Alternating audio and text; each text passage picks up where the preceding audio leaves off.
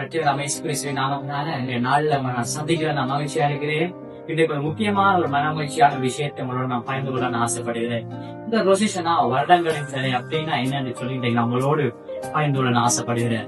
இந்த நாட்களை யூதர்கள் தேவனுக்கு முன்பதாக பயபக்தியாய் அங்கே ஆசரித்துக் கொண்டு வருவார்கள். ஏனென்றால் எகிப்தின் அடிமைத்தனத்தில் வாழ்வதான ஜனங்களை விடுவித்துக் கொண்டு வந்த நாட்கள். இந்த நாட்களை பயபக்தியாய் உண்மையாய் தேவனுக்கு முன்பதாக பாவ நிவர்த்தி செய்து அங்கே வழிபடும்படி அந்த நாட்களை தேவன் மோசேக்கு கட்டளையாய் கொடுத்திருக்கு. இந்த நாட்களை தான் ரொசேஷனா என்று சொல்லி நாங்கள் சொல்லுகிறோம். கூடார பண்டிகை அல்லது எக்கால பண்டிகை என்று சொல்லி இந்த நாட்களை சொல்லுவார்கள். இந்த நாட்களை ஏன் அதிகமா யூதர்கள் அங்கே செய்கிறார்கள் என்றால் தேவனுக்கு முன்பதாக தங்களுடைய பாவங்களை அறிக்கையிட்டு கடந்த நாட்களை செய்த பாவங்கள் மீறல் அக்கிரமங்கள் எல்லாவற்றையும் தேவனுக்கு முன்பதாக சொல்லி தங்களுடைய பாவங்களை தேவனுக்கு முன்பதாக சீர்படுத்தி கொண்டு நிறைவேற்றவர்களாய் குற்றமில்லாத ஒரு புதிதான நாட்களுக்குள்ளே கடந்து செல்லும்படியாக இந்த நாட்களை அங்கே செயற்படுத்திக் கொண்டு வருகிறார். இந்த நாட்களை செய்யும்படியாக மோசேக்கு தேவன் கட்டளையாகி கொடுத்திருக்கிறார். அதனால் தான் இன்று வரை இந்த நாட்களை யூதர் ஒரு அதி உன்னத ஒரு புனித நாட்களாய் இந்த நாட்களை அங்கே தேவனுக்கு முன்பதாக கடைபிடித்து வருகிறார்கள். இந்த 12 நாட்களும் தேவனுக்கு முன்பதாக எக்காலங்களை ஊதி ஒவ்வொரு காரியங்களையும் அங்கே செயல்படுத்துவதாய் காணப்படுகிறார்கள்.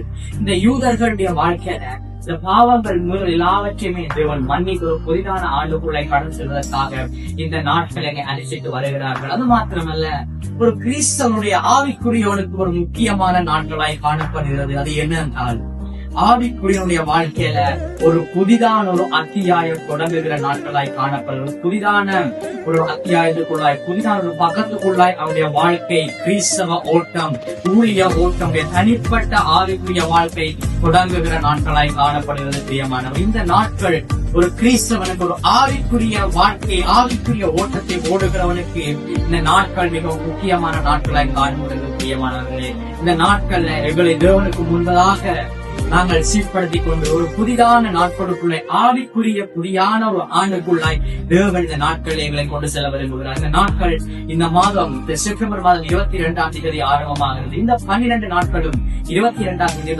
2வது தேதி வரை அக்டோபர் மாதம் 2ஆம் தேதி வரை இந்த நாட்களை அங்கே யூதர்கள் அங்கே செய்து வருகிறார்கள். இந்த நாட்கள்ல நாங்கள் தேவனுக்கு முன்பதாக எங்களுடைய காரியங்களை சீர்படுத்தினவர்களாய் தேவனுக்கு முன்பதாக இந்த ஆவிக்குரிய புதிதான இந்த வருடத்துல தேவன் எங்களுடைய வாழ்க்கையில் பெரிதான ஒரு என்கவுண்டரை தேவன் செய்ய விரும்புகிறார். ஒரு புதிதான பிரேக் த்ரூக்குள்ளாய் கடந்து போக தேவன் எங்களை வழிகாட்டுவர்களாய் காணப்படுகிறார். பிரியமானவர்களே, இந்த சீசன்ல தான் ஒரு ஆவிக்குரிய வாழ்க்கை புதிதான ஒரு பக்கத்துக்குள்ளாய் கடந்து செல்கிறது. அடுத்த கட்டம் அவனுடைய வாழ்க்கையில கிறிஸ்தவ ஓட்டத்துடைய அடுத்த கட்டத்துக்குள்ளாய் கடந்து செல்கிறவனாய் காணப்படுகிறார். பிரியமானவர்களே, இந்த அனுபவத்தை நீங்கள் மேற்கொள்ள விரும்புகிறீங்களா? இந்த நாட்களை தவறாம எங்களோடு கூட இந்த கூடுதலை கலந்து கொள்ளுங்க. உங்களுடைய ஒபிஷியல் நம்பர் பின்பதாக உங்களுக்கு கொடுக்கப்படும். நீங்க அதுக்கு தொடர்பு கொண்டு நீங்க ரெஜிஸ்டர் பண்ணுங்க. இந்த நாட்கள்ல கர்த்தர் உங்களுடைய பெரிதான ஒரு புதிதான அத்தியாயத்துக்குள்ளாய் கொண்டு செல்ல தேவன் விரும்புகிறார். இந்த நாட்களை தேவனுக்கு முன்பதாக எங்களோடு சேர்ந்து நீங்கள் தேவனுடைய தொழுகையை பெற்றுக் கொள்ள நானும் உங்களை ஆஸ்வதிக்கிறேன். கர்த்தர் தாமே ஒவ்வொருவரை நிறைவே ஆஸ்வதிப்பாராக.